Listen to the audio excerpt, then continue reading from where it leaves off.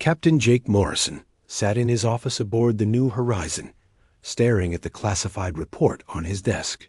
The words seemed to blur together as he read them for the third time. A mysterious ship had been floating in space for over 300 years. Every alien race that tried to board it had died. Jake rubbed his tired eyes and looked out the window at the stars. He had been exploring space for 15 years, but he had never heard of anything like this. The report called it the ghost ship of Sector 7. Even the bravest alien warriors were afraid of it. The door to his office opened with a soft hiss. Lisa Carter, his chief engineer, walked in carrying a cup of coffee. She was a small woman, with short brown hair and quick hands that could fix anything. She had been with Jake's crew for 8 years.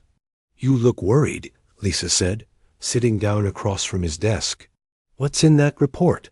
Jake turned the tablet toward her. "Read this, and tell me what you think." Lisa picked up the tablet and started reading. Her eyes grew wide as she went through the pages. "This can't be real. A ship that kills anyone who tries to board it?" "It's real," Jake said. "Command wants us to try what no alien has done before. They want us to make contact with it." Lisa set down the tablet and leaned back in her chair. "Why us? We're just humans. If the crystal people and the gas beings couldn't do it, what makes them think we can?" Before Jake could answer, his door opened again. Ben Rodriguez walked in without knocking. He was Jake's security officer, a big man with dark hair and suspicious eyes. He never trusted anything easily. "Captain, I heard we got new orders," Ben said. "The crew is talking. They say we're going after some death ship." Jake sighed. News traveled fast on a small ship. "Sit down, Ben. Lisa, call Amy to come here too. We need to talk about this together." A few minutes later, Dr. Amy Jung joined them. She was the ship's doctor and scientist who studied alien life. She was quiet and smart, always thinking before she spoke. Her long black hair was pulled back in a neat ponytail. "What's this about a dangerous ship?" Amy asked as she sat down. Jake stood up and activated the wall screen. A picture appeared showing a huge ship floating in empty space. It was dark and strange looking, like no ship any of them had ever seen. The hull seemed to change color as they watched, shifting from silver to black to something that looked almost alive. "This ship has been in Sector 7 for over 300 years, Jake began. "It's 2 kilometers long and completely unknown. No one knows who built it or where it came from." Amy leaned forward to study the image. "It doesn't look like any alien ship I've seen before. The design is unusual." "That's not the strange part," Jake continued. "The strange part is what happens when someone tries to visit it. Every alien race that has sent ships to explore it has failed. The Zephyrians lost 3 crystal ships. The Nebulans sent their best energy beings, and they never came back. Even the warrior Valorians couldn't get close to it." Ben crossed his arms. "So it has good weapons. What makes our bosses think we can do better?" Jake sat back down. "I don't know. But Command thinks humans might be different somehow. They want used to try." Lisa picked up the tablet again. "According to this, the ship doesn't attack right away. It scans approaching vessels first. Then it destroys them with weapons that seem to know exactly what will work best against each type of ship." "That suggests intelligence," Amy said thoughtfully. "Not just automatic defenses, but something that can think and plan." Ben shook his head. "Great. So we're going up against a smart killer ship. This gets better and better." Jake looked at each of his crew members. He had worked with them long enough to know what they were thinking. Lisa was already curious about how the ship worked. Amy wanted to understand what kind of intelligence was controlling it. Ben was worried about keeping everyone safe. "I won't lie to you," Jake said. "This is dangerous." More dangerous than anything we've done before. If anyone wants to transfer to another ship, I'll approve it with no questions asked." The room was quiet for a moment. Then Lisa spoke up. "I'm staying. This is the most interesting thing that's happened in years." Amy nodded. "I want to know what's out there. My job is to study new forms of life and intelligence. This could be the discovery of a lifetime." Ben was quiet longer. Finally, he said, "Someone has to keep you three from getting killed." "Might as well be me." Jake smiled for the first time that day. "Good. Then we're all in this together. Lisa, I want you to study everything we know about the ship's technology. Amy, research all the failed contact attempts. See if you can find any patterns. Ben, work on defense plans in case things go wrong." "When do we leave?" Lisa asked. "Tomorrow morning. It will take us 5 days to reach Sector 7. After his crew left, Jake stayed in his office reading the report again. He thought about humanity's place in the galaxy. Humans had only been traveling between stars for 200 years. They were new compared to aliens who had been in space for thousands of years. Most alien races saw humans as young and inexperienced. The Zephyrians thought humans were too emotional. The Nebulans believed humans were too solid and slow. The Valorians respected human fighting spirit, but thought they lacked honor and tradition. Maybe that was why Command wanted to try humans for this mission. All the old, experienced alien races had failed. Maybe it was time to let the newcomers try a different approach. Jake walked to his window and looked out at the stars again. Somewhere out there, a mysterious ship was waiting. It had been waiting for 300 years, killing anyone who came too close. What did it want? What was it protecting? And why did his superiors think humans might succeed where everyone else had failed? The next morning, the New Horizon left the space station and headed for Sector 7. Jake stood on the bridge watching the stars stretch into lines as they entered hyperspace. His crew of 30 people were all experienced explorers, but none of them had ever faced anything like this. Lisa came up beside him. "I've been thinking about that ship," she said. "What if it's not trying to kill people? What if it's trying to protect something?" "Protect what?" Jake asked. "I don't know. But maybe it has a good reason for keeping everyone away. Maybe we need to figure out what that reason is before we try to board it." Amy joined them at the front window. "I've been reading about all the failed missions. Each alien race approached the ship the same way they approach everything else. The Zephyrians used perfect formations and crystal technology. The Nebulans tried to merge with it using energy fields. The Valorians attacked it directly with their best weapons. And they all failed," Jake said. "Yes, but maybe they failed because they were thinking like their own species," Amy continued.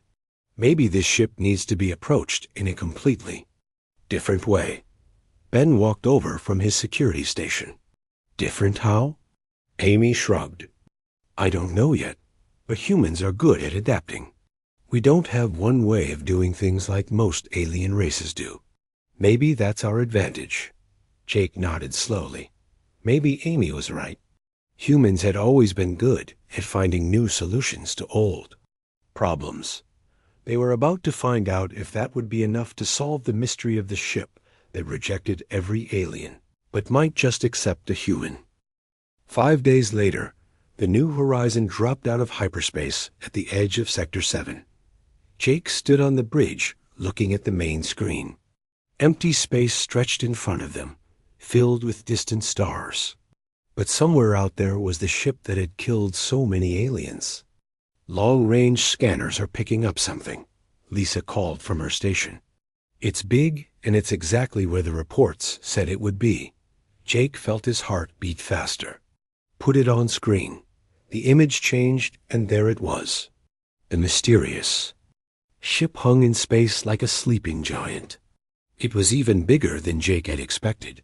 2 kilometers of dark metal that seemed to shift and change as he watched it. Sometimes it looked solid like normal ship metal.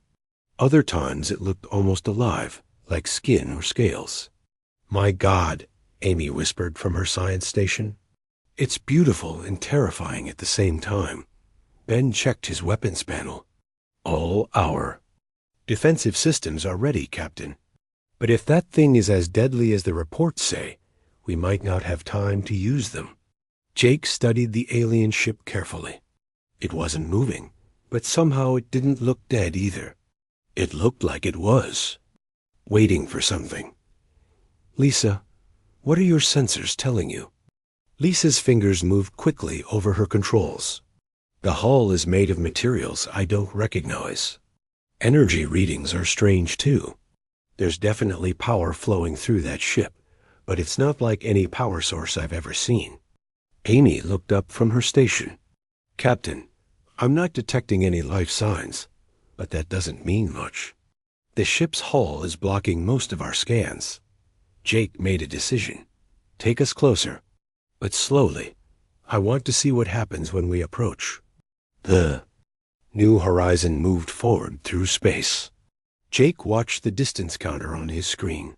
10 kilometers, 5 kilometers, 3 kilometers. The mysterious ship stayed still and quiet. "This is different," Ben said, sounding surprised. "According to the reports, most alien ships were attacked by now." Amy was studying her readings carefully. "Captain, something is happening. The ship is scanning us, but it's not the same kind of scan it used on the alien vessels." "What do you mean?" Jake asked. "The alien reports described aggressive, invasive scans that felt like attacks. This feels more like ... curiosity, like it's trying to understand what we are." Lisa looked up from her station with excitement. "Captain, you need to see this. The ship is sending out signals on old Earth frequencies. Mathematical sequences starting with simple addition and moving up to complex equations." Jake felt a chill run down his spine. "Earth frequencies? Are you sure?" "Positive. It's using radio bands that Earth used 200 years ago. And the mathematical progression is very human in style. Other alien races would organize these concepts differently." Amy joined the conversation. "It's testing our intelligence, but using human methods. That's not possible unless ... Unless what?" Jake asked. "Unless whoever built that ship knows how human minds work."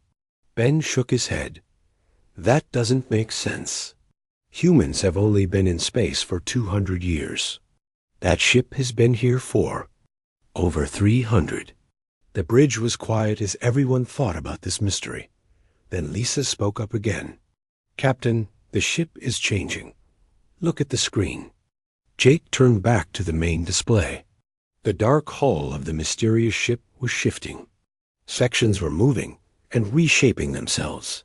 What had looked like smooth metal before was now showing detailed structures. And those structures looked familiar. "Those look like docking ports," Lisa said with amazement. "Human docking ports. They match our ship's design perfectly." Ben stood up from his station. "This has to be a trap. There's no way that ship just happens to have human-compatible docking systems." Amy was reading her instruments with growing excitement. "The ship is creating a breathable atmosphere in the docking area.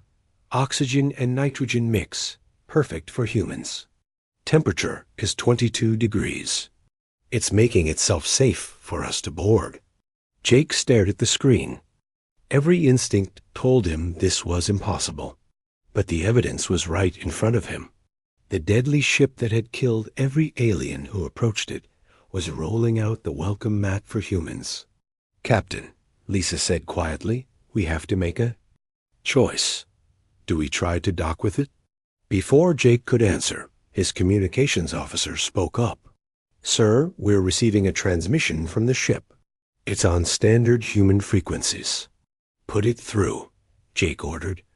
The bridge speakers crackled with static. Then a voice came through. It sounded human, but strange somehow. older and deeper than any human voice Jake had ever heard.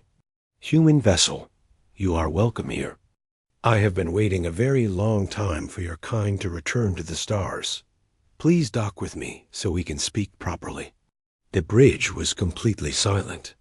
Jake felt like his world had been turned upside down. The voice was definitely human, but how could there be humans on a ship that was older than human space travel? "This is Captain Jake Morrison of the Earthship New Horizon," Jake said into his microphone. "Who am I speaking with?" "I am Guardian Unit Delta 7. I have been protecting this sector and waiting for humans to come back. You are the first human ship I have detected in over 3,000 years. Lisa grabbed Jake's arm. "Captain, did it just say 3,000 years? Amy was checking her instruments frantically. "The voice is coming from inside the ship, but I'm still not reading any biological life signs. Whatever is talking to us, it's not alive in the way we understand life." Ben had his hand on his weapon controls. "Captain, this could still be a trap. Maybe it studied human communication by examining the wreckage of alien ships. Maybe it learned to copy our voices," Jake thought carefully. Everything about this situation was impossible, but they had come here to make contact with the mysterious ship. Now it was talking to them and inviting them aboard.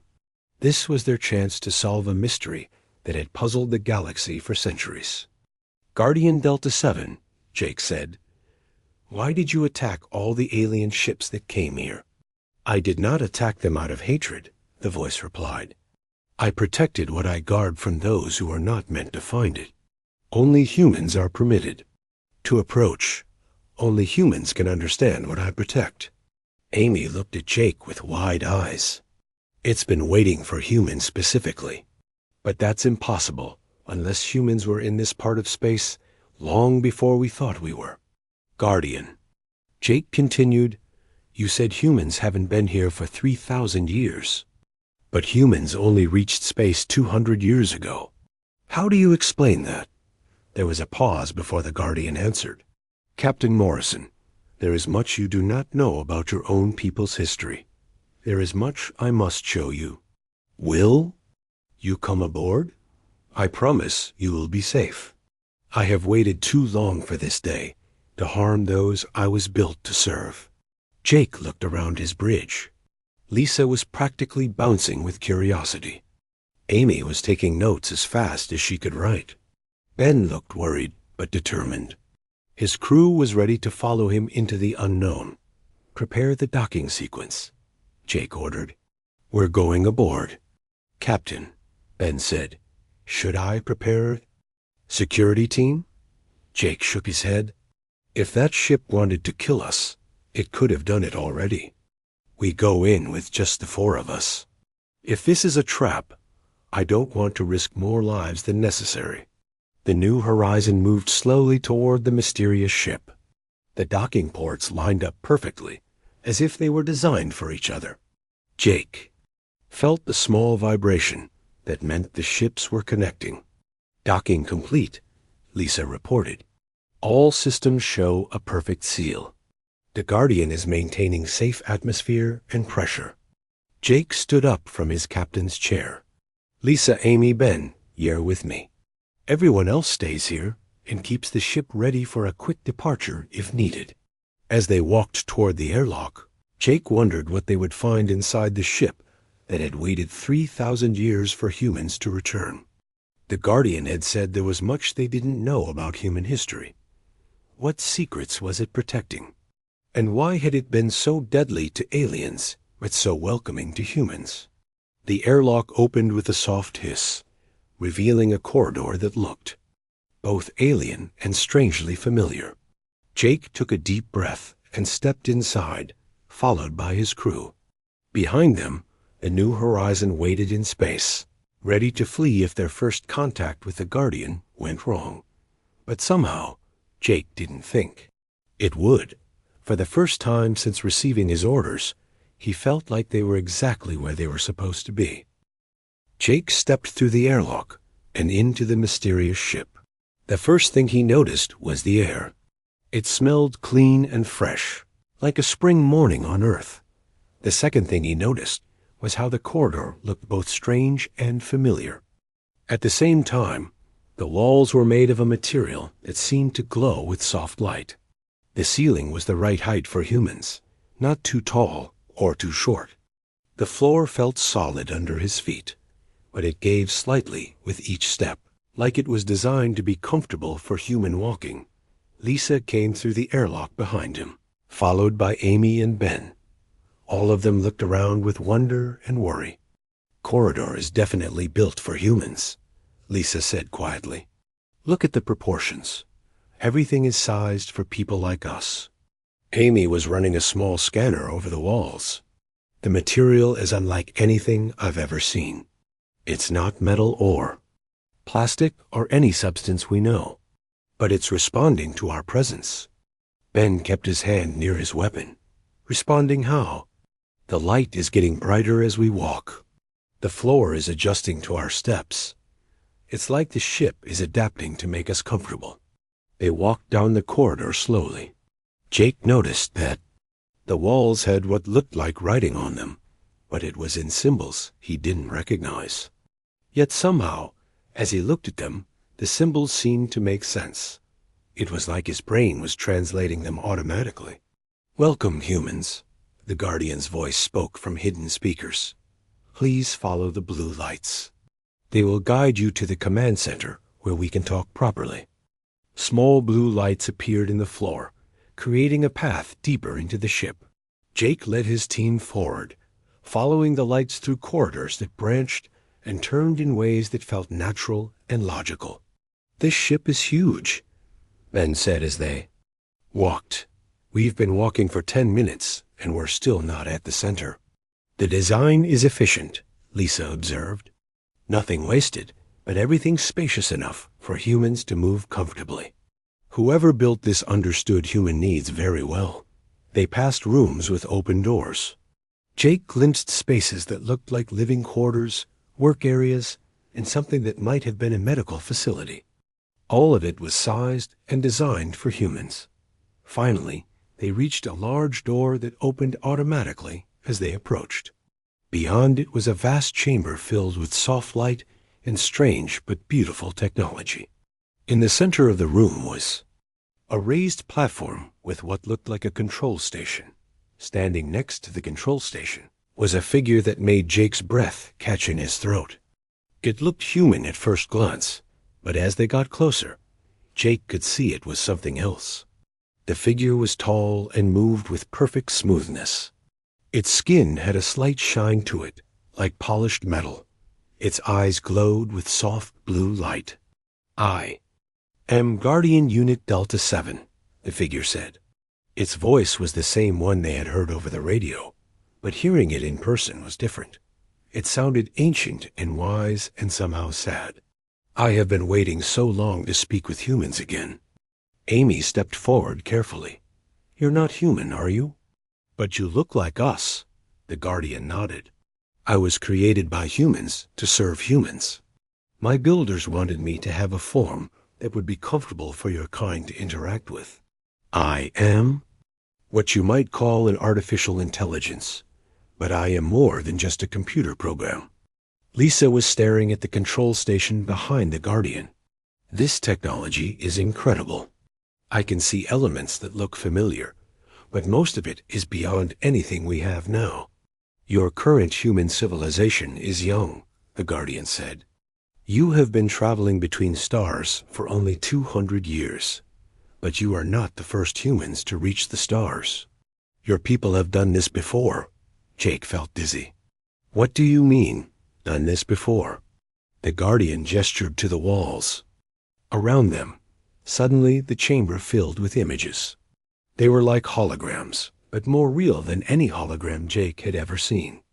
The images showed spaceships that looked human, but were far more advanced than anything modern humans had built. 4,000 years ago, your people reached the stars for the first time," the Guardian explained. "They called themselves the predecessors. They built an empire that spanned many solar systems. They were explorers and builders and peacemakers. The images changed, showing planets with human cities and space stations filled with human faces. But these humans looked different somehow. They seemed taller and stronger and smarter than modern humans. Amy was taking notes as fast as she could.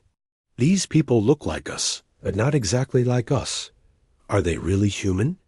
They are your ancestors, the Guardian said. Over thousands of years, your people changed. Some groups stayed on planets and lost the technology of space travel. Other groups continued to explore the galaxy. The predecessors were the most advanced of all human civilizations. Ben was studying the images of predecessor technology. If they were so advanced, what happened to them? Where did they go? The Guardian's glowing eyes seemed to dim slightly. That is a long and sad story. The predecessors were not conquerors like many alien races. They were teachers and bridge builders. They had a gift that made them special among all the species. In the galaxy, what kind of gift? Jake asked. Humans can understand and adapt to different types of technology in ways that other species cannot, the Guardian explained.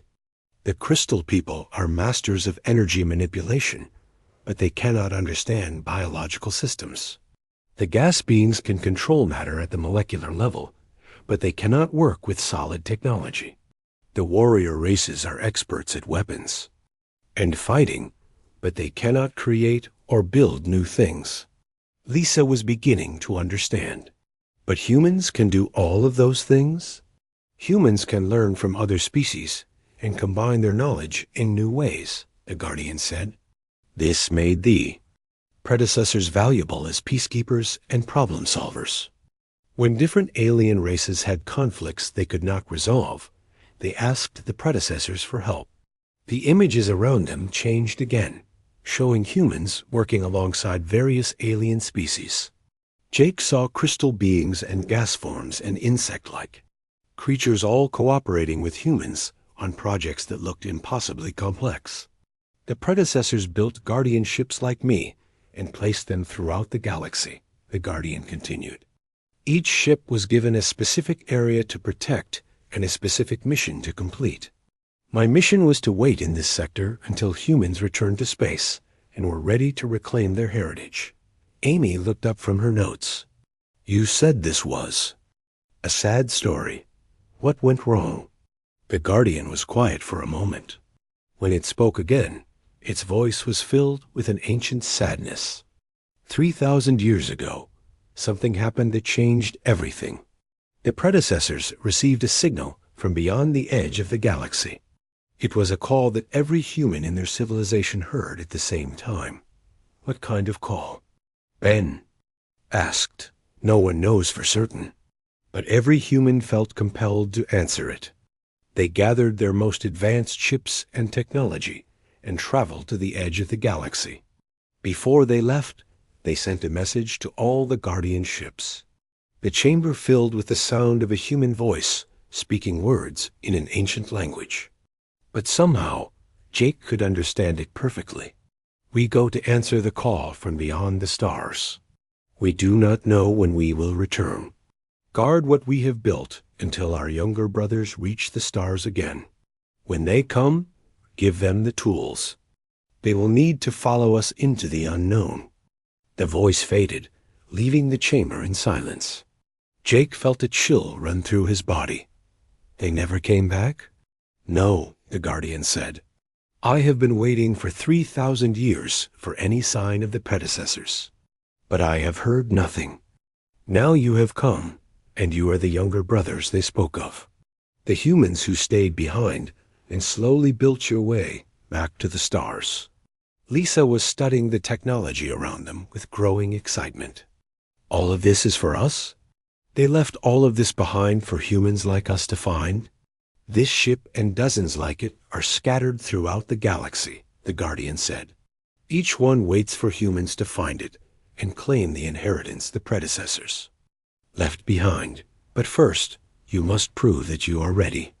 Jake felt the weight of responsibility settling on his shoulders. Ready for what?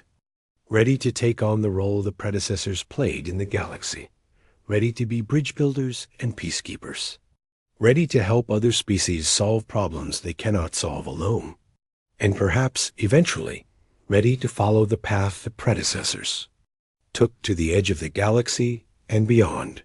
The Guardian looked at each of them in turn. The question is, are you willing to accept this responsibility? Are you ready to become more than just explorers? Are you ready to become the new guardians of what the predecessors built? Jake stared at the Guardian, trying to understand everything he had just learned. The idea that humans had been in space thousands of years before seemed impossible. But the evidence was all around him. This ship, this technology, the Guardian itself, all proved that an ancient human civilization had once ruled the stars. I need to understand more, Jake said carefully. You're asking us to take on a huge responsibility. But we're just one small ship with 30 people. How can we possibly fill the role that an entire civilization once played? The Guardian moved to the control station and touched something that looked like a crystal panel. Immediately, the chamber filled with new images. These showed the current state of the galaxy, with different alien territories marked in various colors. The galaxy today is not the same as it was when the predecessors ruled, the Guardian explained. Back then, there was peace between most species. Trade flowed freely. Knowledge was shared.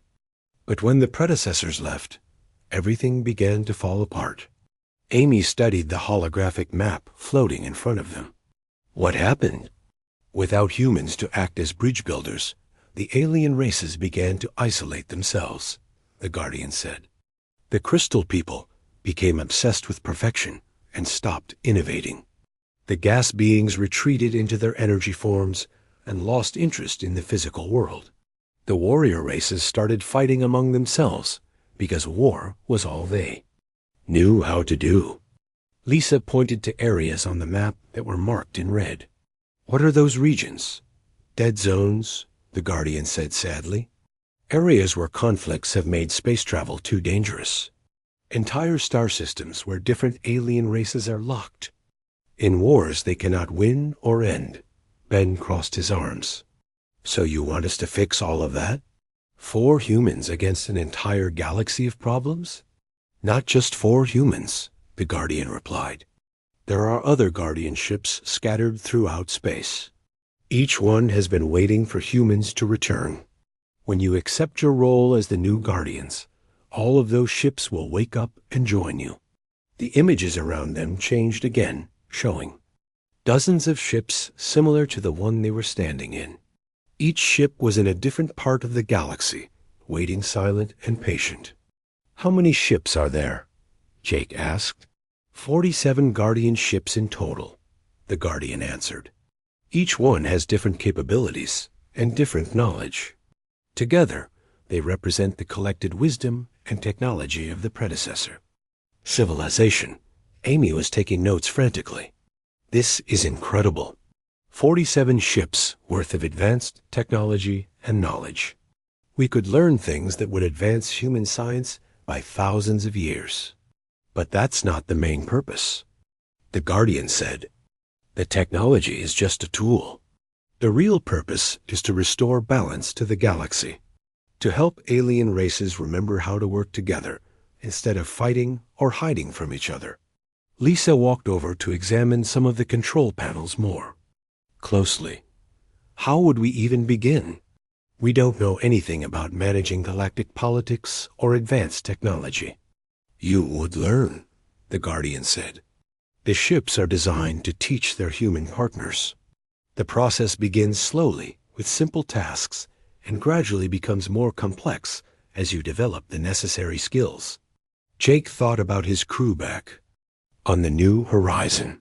They were good people, but they were explorers and scientists, not diplomats or rulers.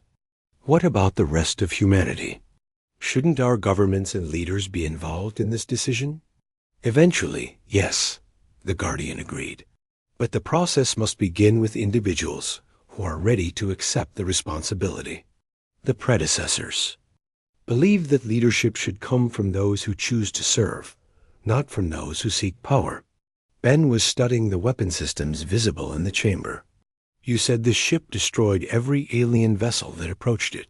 How does that fit with being peacekeepers? I protected what I was meant to protect, the Guardian explained. But I never wanted to harm anyone. Each time an alien ship approached, I tried to warn them away. When they refused to leave, I did what was necessary to prevent them from taking technology they were not ready to use. You mean they were trying to steal predecessor technology? Amy asked. Some were. Others were simply curious. But predecessor technology is dangerous in the wrong hands. It requires human intuition and adaptability to use safely. In alien hands, it could cause great harm. The Guardian moved to another control panel and activated new displays. These showed technical specifications that made Lisa's eyes go wide. The ships use biomechanical technology, the Guardian continued. They respond to human thoughts and emotions as much as to conscious commands.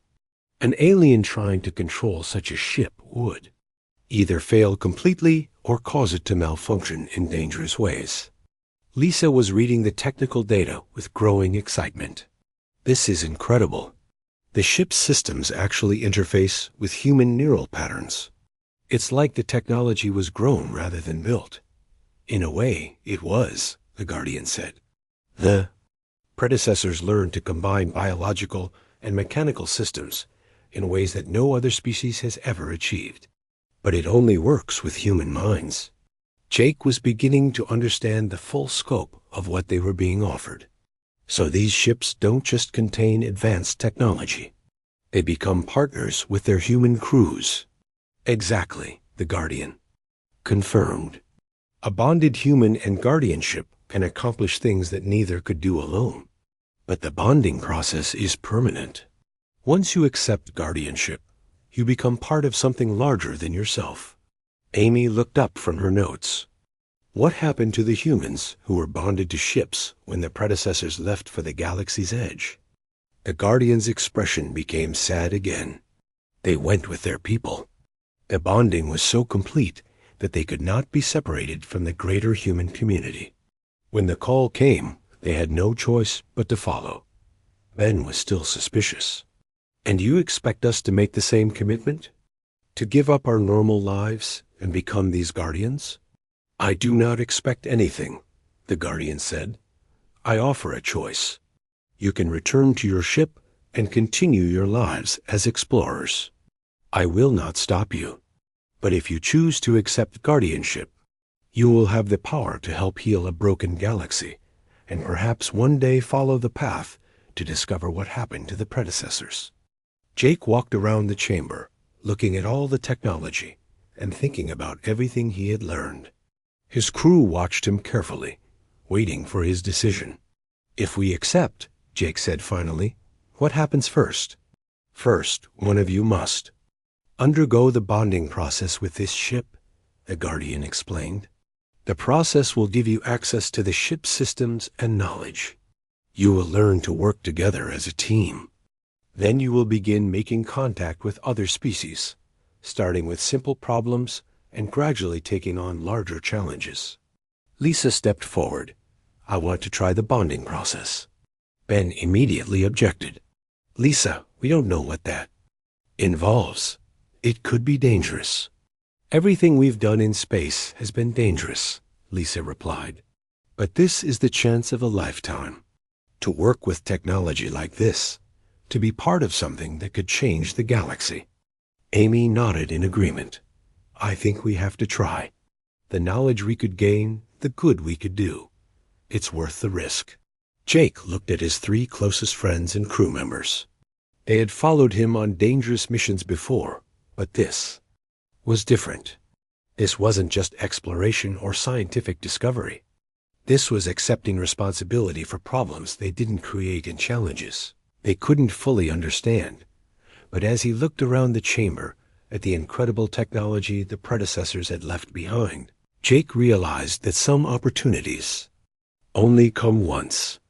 Humanity had been given a second chance to reclaim their place among the stars, not as conquerors or competitors, but as helpers and bridge builders. "Guardian," Jake said, "if Lisa volunteers for the bonding process, can the rest of us participate too? I don't want her to face this alone." "The bonding is designed for a full crew," the Guardian replied. "Each person would have a different role and different abilities. The captain would interface with the ship's navigation and command systems. The engineer would bond with the mechanical and repair systems. The scientist would connect with the ship's databases and analysis capabilities. The security officer would link with the defensive and protective systems." Ben was quiet for a long moment. "Ben," he said, "if we're going to do this crazy thing, we do it together." Jake took a deep breath. 3,000 years ago, ancient humans had heard a call from beyond the stars and left everything behind to answer it. Now their descendants were being asked to take up the responsibility they had left behind. "Guardian," Jake said, "we accept. Show us how to begin the bonding process." The Guardian's eyes glowed brighter, and for the first time since they had met it, Jake thought he saw something like joy in its expression. "Welcome to your new lives as Guardians," it said. "Let us begin." The Guardian led Jake and his crew to 4 circular platforms arranged around the central control station. Each platform glowed with soft blue light and had strange symbols carved into its surface. "The bonding process is not painful," the Guardian explained, "but it will change you forever. You will become connected to this ship and to each other in ways you cannot imagine. Are you certain this is what you want?" Jake looked at his crew one more time. Lisa stood on her platform with excitement in her eyes. Amy was checking her notes and preparing for whatever came next. Ben looked nervous but determined. They had been through so much together over the years. Now they would share something even deeper. "We're ready," Jake said, stepping onto his platform dot. The moment his feet touched the glowing surface, Jake felt a strange tingling sensation run through his body.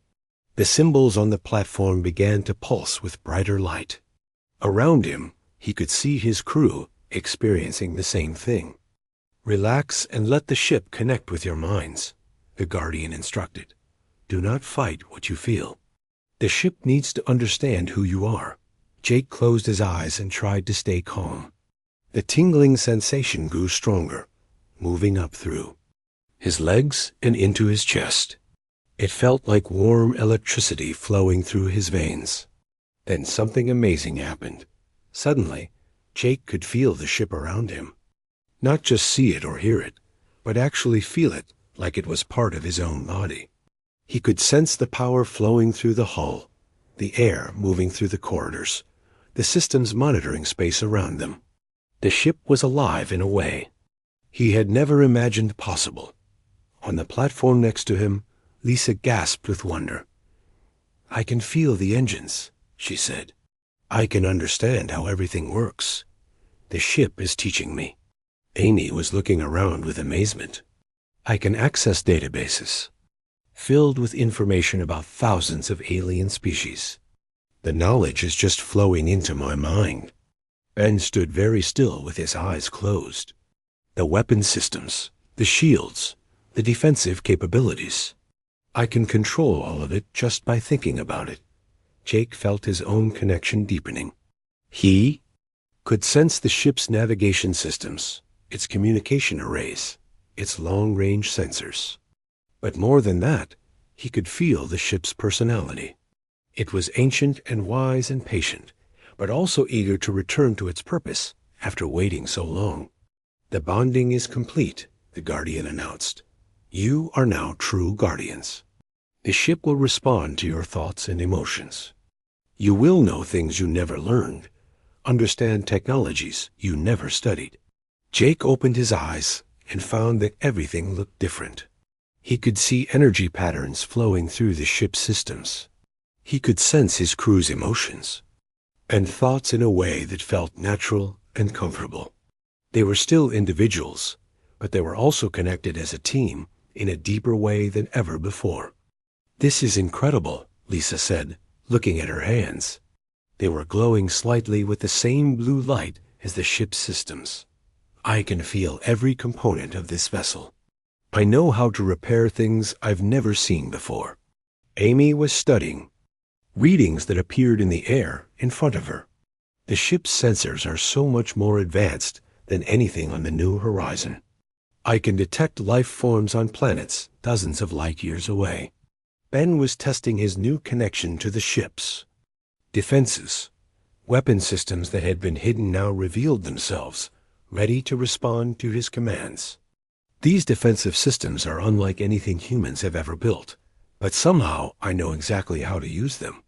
The Guardian watched them explore their new abilities with what looked like satisfaction. "Now comes the real test. Are you ready to contact the other Guardian ships and begin your work?" Jake nodded. He could feel the communication systems waiting for his command. With just a thought, he sent out a signal that traveled faster than light to distant parts of the galaxy. One by one, responses came back. Guardian ships that had been silent for thousands of years began to wake up.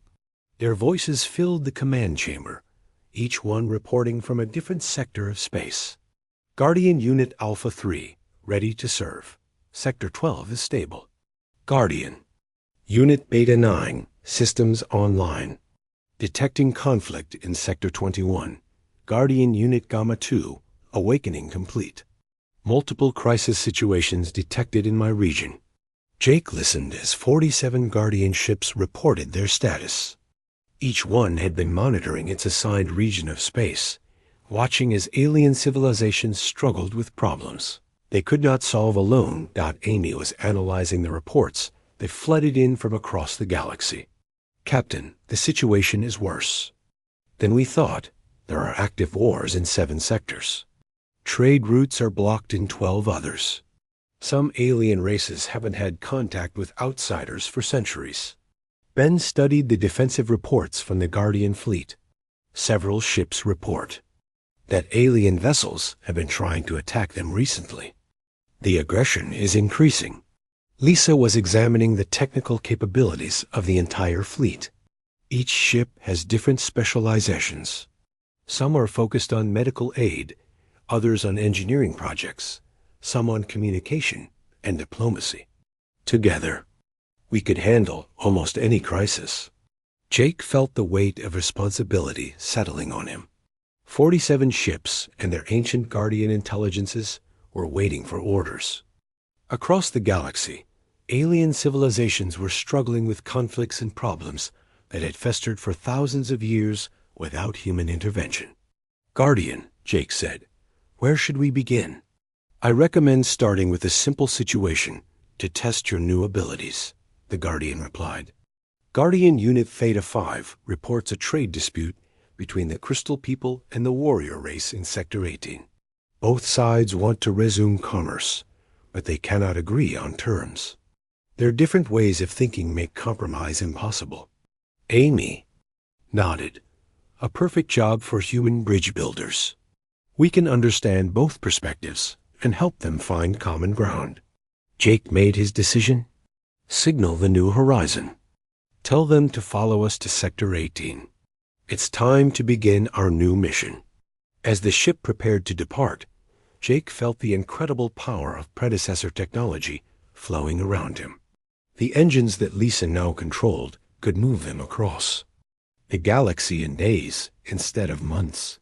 The sensors Amy operated could scan entire star systems for signs of trouble. The defenses Ben commanded could protect them from any known weapon. But most importantly, Jake could feel the ship's genuine desire to help others. The predecessors had built these vessels not for conquest or personal gain, but to serve as tools for peace and cooperation. Now that purpose would be fulfilled again. The ship began to move, and Jake marveled at how smooth and natural it felt. He wasn't just commanding the vessel. He was guiding it like it was an extension of his own will. Behind them, the New Horizon followed, carrying the rest of his crew, who would help establish humanity's new role in the galaxy dot as they entered hyperspace. Jake received updates from other Guardian ships. Already, some were moving to help with emergencies that had been ignored for too long. Medical ships were heading to plague-stricken worlds. Engineering vessels were traveling to repair critical infrastructure. Diplomatic ships were positioning themselves to mediate dangerous conflicts. For the first time in 3,000 years, the Guardian fleet was active and purposeful.